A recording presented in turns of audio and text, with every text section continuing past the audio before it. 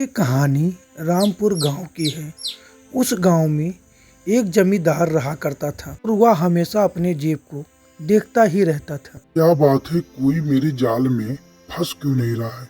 मैं लोगों से ज्यादा पैसा भी देता हूँ। मुझे लगता है अब मुझे बेईमानी करना शुरू कर देना होगा, तभी मेरे जाल में लोग फंसेंगे। बेचारा गांव में रघु बहुत ईमानदार था। वह दिन भर अपने खेत में काम करता और जरूरत से ज्यादा फसल को उगाता था और उगाने के बाद जो उसकी जरूरत थी उसे पूरा करता और सारा अनाज ले जाकर बाजार में बेच देता था। रघु खेत में काम कर ही रहा था, तभी वह जमींदार आ जाता है। लेकिन रघु काम से हटता नहीं है और लगातार काम कर ही रहा था।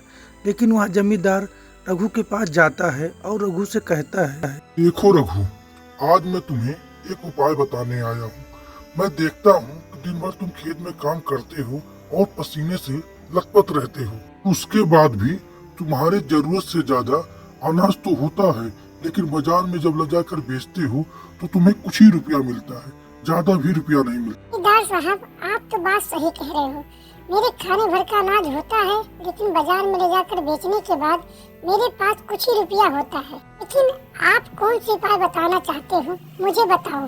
जमींदार साहब, एक काम करिए, ये मेरे हाथ में रखा हुआ है, इसे आप पकड़िए और अपने उपाय को बताइए कि कौन सा उपाय है जिससे मुझे ज्यादा धन मिले और ज्यादा फायदा मिले। ठीक है जमींदार साहब, अब मैं घर जाता हूँ, कल मैं आपके घर पे आऊँगा।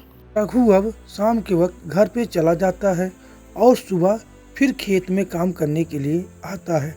जैसे रघु खेत में काम करने के लिए आता है, फिर जमींदार साहब पहुंच जाते हैं। देखो रघु, बात ये है, तुम एक खेत मुझे दे दो, मैं इसमें जो उगेगा उसके बदले में तुम्हें पैसा दे दूंगा और तुम्हें खाने का अनाज भी दे दूंगा।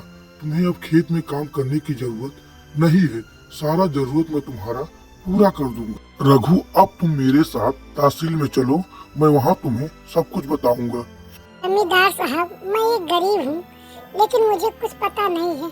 मेरे साथ ऐसा मत करना कि मैं गरीबी रह जाऊँ। मेरे पास बस थोड़ी सी जमीन बची हुई है, मैं उसी में जीवन व्यापन करता हूँ।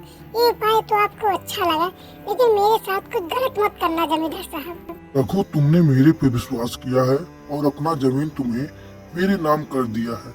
अब तुम्हारे हाथ में कुछ नहीं है, जो कुछ है सब मेरा है। मैं जो कहूँगा वही तुम्हारे साथ होगा। तुम क्या समझते हो, मैं मूर्ख हूँ? मैं तुम्हारे पास गया था तो ये सोच के गया था कि गांव में सबसे व्यक्ति अच्छे हो, लेकिन तुम महामूर्ख हो। सारा जमीन अब तुम्हारा मेरे नाम हो गया है, तुम्हारे हक में कुछ नहीं है। रघु को यह बात सुनते ही हार्ट अटैक हो जाता है और जमीन पर गिर जाता है। तभी सारे गांव वाले आते हैं और रघु को उठाते हैं और उठाने के बाद एक नजदीकी अस्पताल में ले जाकर भर्ती कराते हैं। फिर रघु सही हो जाता है। फिर पंचायत को बुलाता है। मालिक, मैं खेत में काम कर रहा था, जमींदार साहब आए, मुझे एक ऑफर दी और बोले कि तुम्हें मैं ज्यादा पैसा दिलाऊंगा। मैंने वो ऑफर स्वीकार किया और जमींदार की बात में आकर मैं उनकी बात को मान लिया। आज जमींदार साहब मेरे सारी जमीन को अपने नाम करा लिए हैं। जमींदार, अब तुम्हें अपने पक्ष में कुछ कहना हो तो कह सकते हो। मालिक, मेरी कोई गलती नहीं है। रघु को सोचना था कि वह क्या कर रहा है, उसने जो लिखा वही मैंने किया।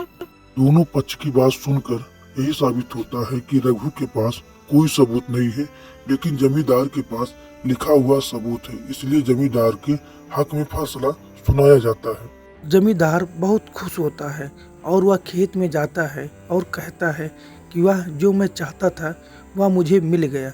मैं ये जमीन को हक में लेना चाहता था, आज मुझे ये जमीन मिल गया। तब सोच ही रहा था, तभी जमींदार का आधा शरीर काम करना बंद हो जाता है और वह एकदम सोच में पड़ जाता है। तभी आकाश से बिजली गरजती है और आवाज आता है, अरे मूर्ख जमींदार, तूने किसी का जमीन हड़प करके सुख रहेगा, चला जा उसके पास, तभी तेरा कल्याण होगा।